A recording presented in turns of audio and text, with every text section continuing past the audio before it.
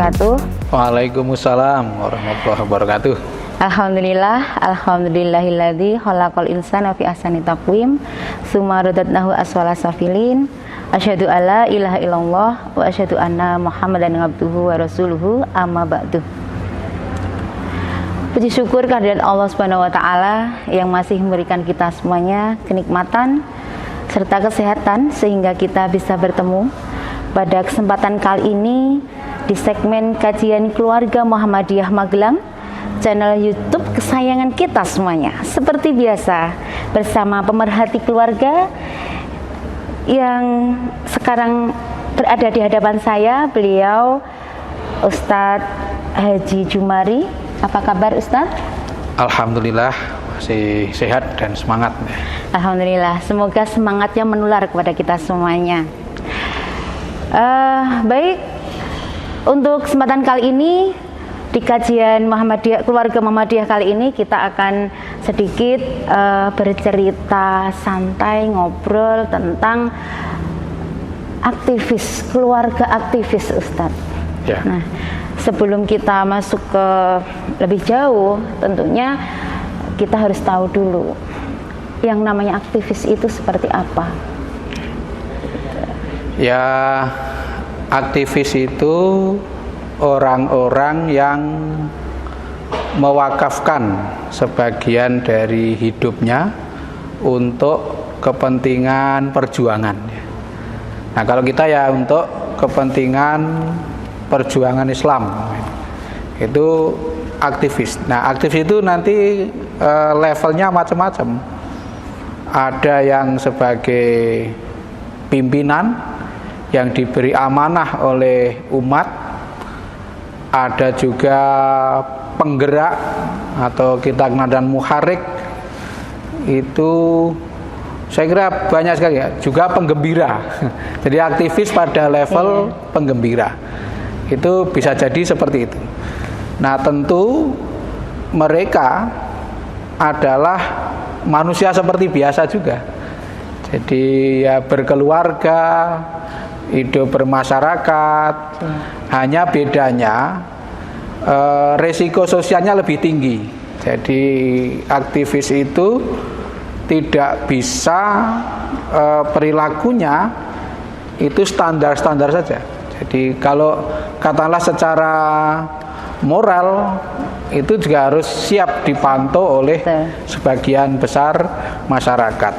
Juga intinya aktivis itu harus punya kelebihan di samping dibandingkan dengan warga masyarakat yang biasa ya.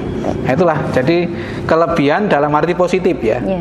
Jadi dalam arti positif itu kemampuannya, kemudian moralitasnya, bahkan dalam tanda petik sisi ekonominya, paling tidak penyikapan terhadap persoalan ekonomi itu harus punya kelebihan sehingga tidak mengganggu kehidupan berkeluarganya, tapi juga tidak mengecewakan kehidupannya sebagai aktivis. Ya, terima kasih Ustadz. Itu tadi sudah disinggung sedikit ya, Pak. Tadi aktivis dijelaskan demikian, kemudian disinggung tadi tidak mengganggu keluarganya, seperti itulah. Tentunya ini kita sudah mau masuk nih Ustadz. Sebagai seorang yang sudah berkeluarga, kemudian juga beraktivitas di luar, tentunya ini sesuatu yang tidak ringan saya kira. Nah, itu gimana Ustadz itu? Kiat-kiatnya agar apa yang kita lakukan itu juga tidak menjadi beban. Meninggalkan juga enak, yang ditinggal juga enak, seperti itu. Ya. Sesungguhnya Rasulullah Shallallahu Alaihi Wasallam itu sudah memberikan rambu-rambu untuk kehidupan keluarga yang bagus gitu ya. Yang itu bisa dijadikan sebagai pegangan atau pedoman bagi para keluarga aktivis atau keluarga orang-orang yang diberi amanah untuk ngurus umat. Rasulullah itu bersabda begini, idza aradallahu bi ahli baitin khairan faqihahum fiddin wa waqara sahiruhum kabiruhum wa razaqahumullahu rifqa fi ma'isyatihim wal qasdu fi nafaqatihim wa basarahu uyubahum thumma yatubu anha. Jadi ada 5 yang dinasihatkan oleh Rasulullah yang dijadikan pedoman untuk membentuk keluarga yang baik. Yang pertama, anggota keluarga itu memahami agama. Jadi semua anggota keluarga punya kecenderungan untuk memahami dan mengamalkan ajaran agama. Semua, bukan sebagian. Sebab kalau sebagian itu berpegang pada agama, anggota keluarga yang lain itu tidak, nanti bisa terjadi kepincangan. Apa kelebihan keluarga yang berpegang teguh pada agama? Kelebihannya adalah jika mendapatkan sesuatu yang menyenangkan, yang dia berkenan, dia akan memuliakan.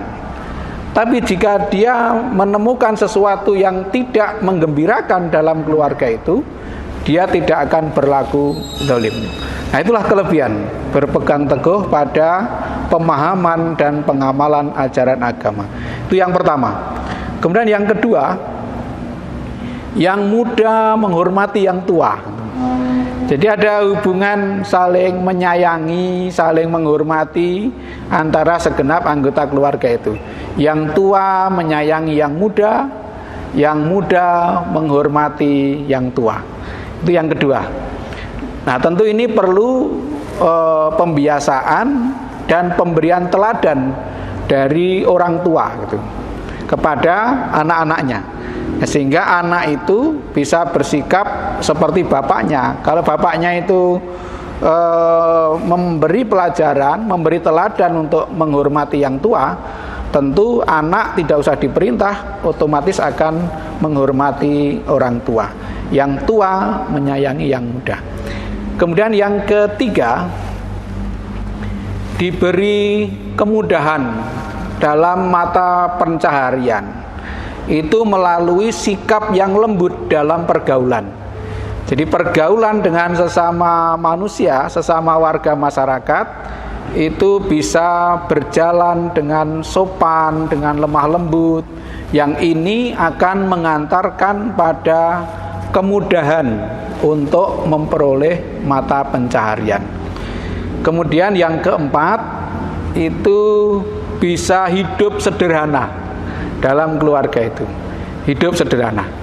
Nah, hidup sederhana ini sangat penting bagi para aktivis. Sebab kalau tidak hidup sederhana, aktivis itu kan punya jaringan yang lebih dari orang biasanya. Kalau punya jaringan, punya banyak orang-orang yang bisa memberikan peluang bagi kita, itu kalau tidak bisa menahan diri, itu bisa tergoda. Betul. Bisa disuap dan lain-lain. Itu yang paling berbahaya bagi aktivis ketika tidak membuat visi hidup dengan hidup yang sederhana itu. Itu sekali lagi sangat berbahaya. Maka yang namanya hidup sederhana itu harus dimiliki oleh para aktivis. Kemudian yang kelima, Nabi mengatakan bahwa mereka itu adalah orang-orang yang mampu mawas diri terhadap kekurangan yang dimiliki, kemudian memperbaiki dan bertobat gitu. Jadi ada kemampuan untuk introspeksi diri, mawas diri, mudah untuk itu. Sebab tidak semua orang itu bisa melihat kelemahan dirinya. Ya. Kalau melihat kelemahan orang lain itu sangat mudah. Tapi kelemahan dirinya sendiri itu akan tertutup. Dan dia tidak malu dengan kekurangan dan kelemahan dirinya. Kemudian senantiasa memperbaiki diri. Kalau 5 pedoman yang diberikan oleh Rasulullah SAW itu kita jadikan pegangan dalam berkeluarga, insya Allah setinggi apapun peran kita sebagai aktivis itu akan tetap terpelihara keluarganya sebagai keluarga yang sakinah, nah gitu ya. Itu insya Allah akan terpelihara dan keluarganya adalah keluarga bahagia. Sulit dibayangkan sebagai aktivis sukses kalau gagal dalam berkeluarga. Nah, gitu. Nze, Pak. Berarti sah-sah aja ya Pak ya berkeluarga dan juga beraktivitas. Oh iya. Sebagai aktivis seperti itu selama masih berpegang pada apa yang disampaikan oleh Rasulullah tersebut. Ya. Nah, banyak memang sekarang yang kita temui dari kalangan teman-teman ya, baik mungkin di Muhammadiyah sendiri gitu kan. Terutama ini saya ingin tahu dari Pak Ustadz Jumari terlebih dahulu seperti itu.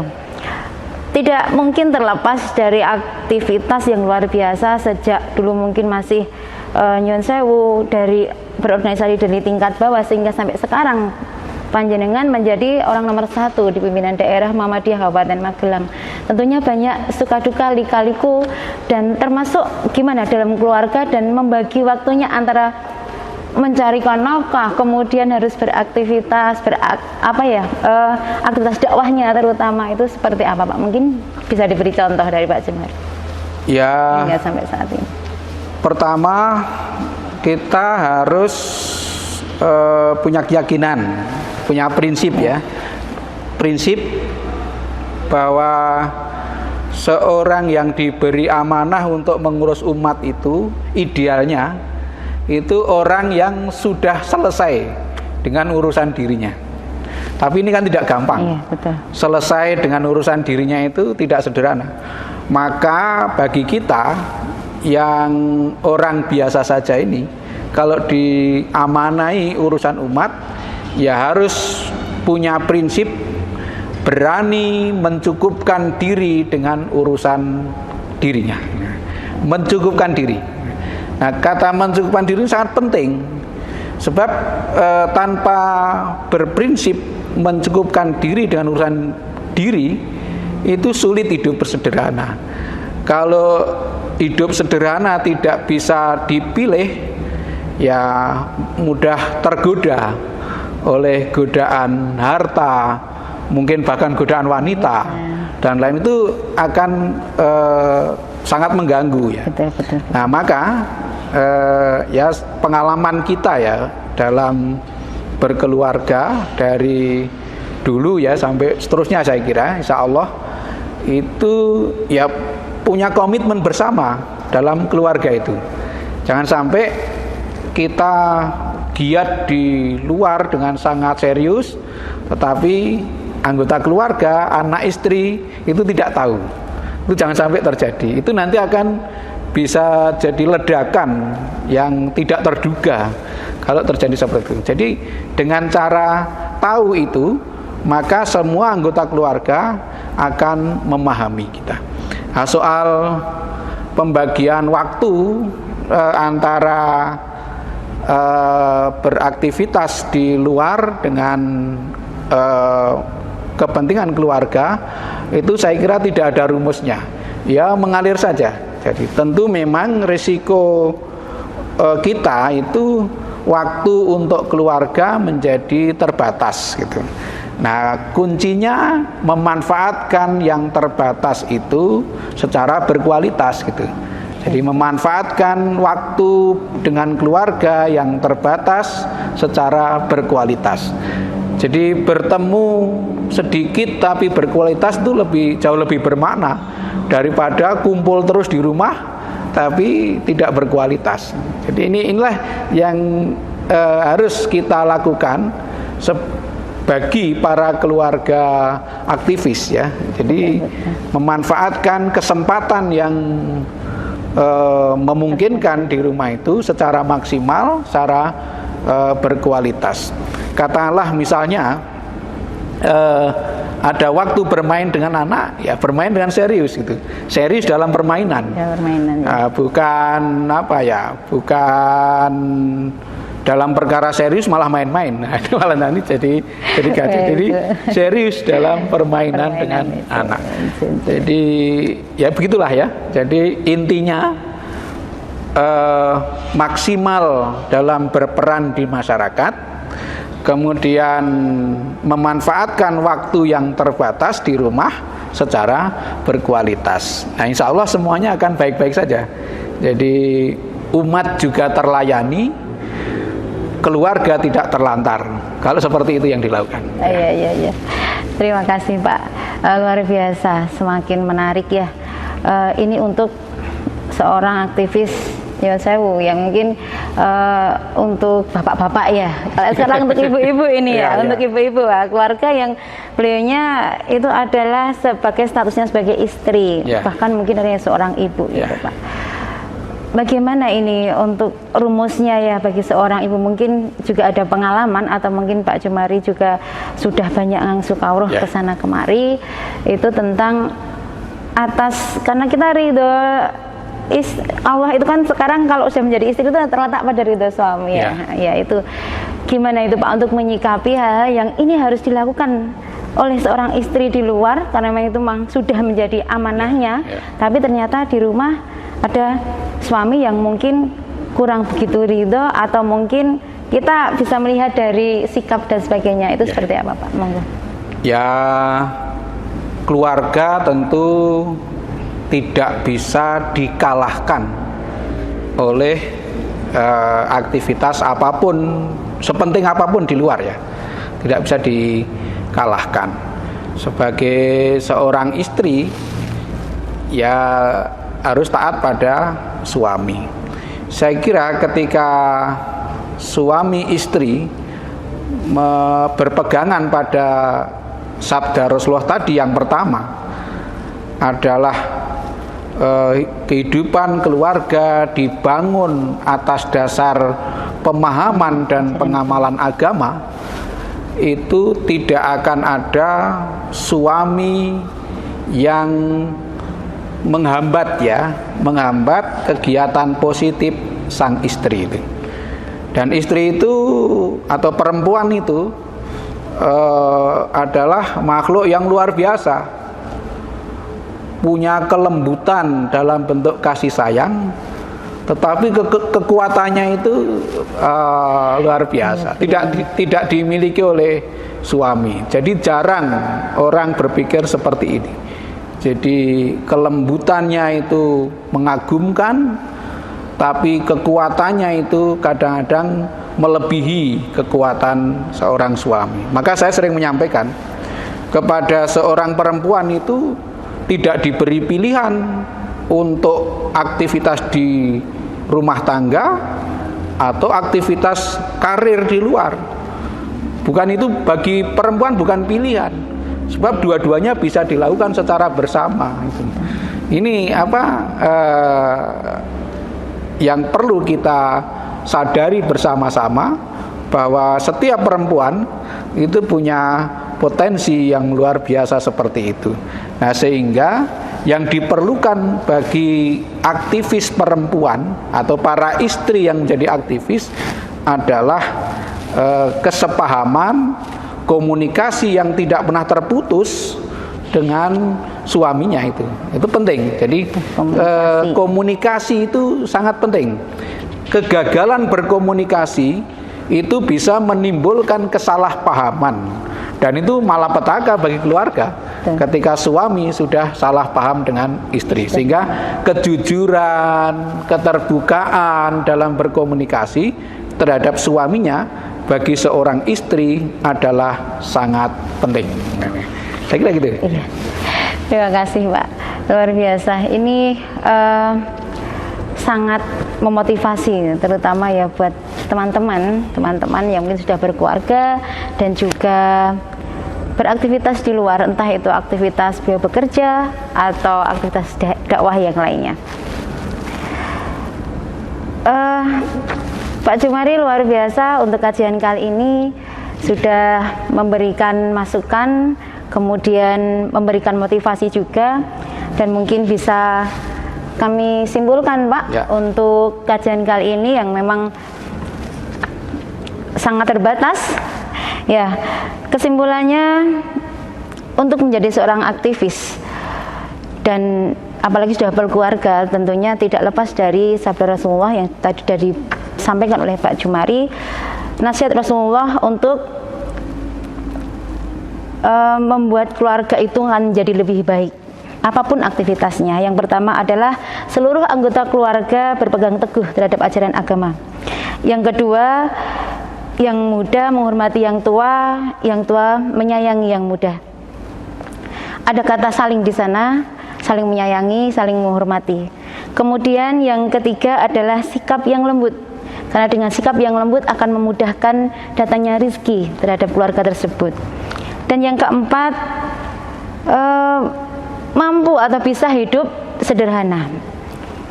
Kemudian yang kelima, mampu mawas diri, memperbaiki diri sendiri dan introspeksi diri. Seperti itu. Kemudian dari Pak Jumari sendiri, Pak Ustadz ini punya pengalaman ini. Beliau bisa menjalani aktivitas di luar, kemudian juga sebagai kepala rumah tangga yang baik tentunya. Itu mempunyai prinsip yang pertama adalah memahami, tadi itu sudah paham tentang ajaran agama semuanya dulu, seluruh keluarga.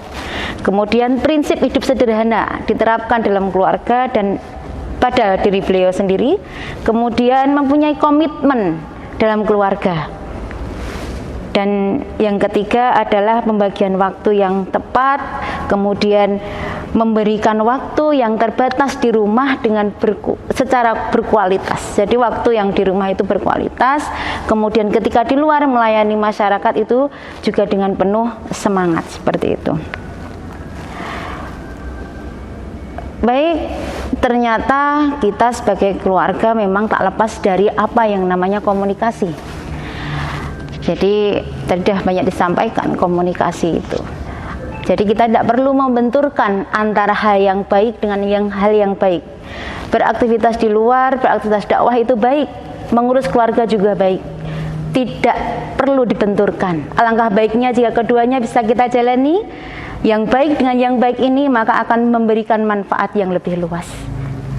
Mungkin demikian apa yang bisa kita sampaikan di kajian keluarga Muhammadiyah kali ini dengan Pak Jumari, yang insya Allah tetap semangat Pak. Ya, kita berdoa bersama, semoga tetap diberikan kesehatan, keselamatan. Kita akhiri, ada banyak kesalahan, kami mohon maaf. Kesalahannya datang dari kami, kebenaran hanya dari Allah semata. Akhirul kalam, billahi taufiq wal hidayah. Wassalamualaikum warahmatullahi wabarakatuh. Waalaikumsalam warahmatullahi wabarakatuh.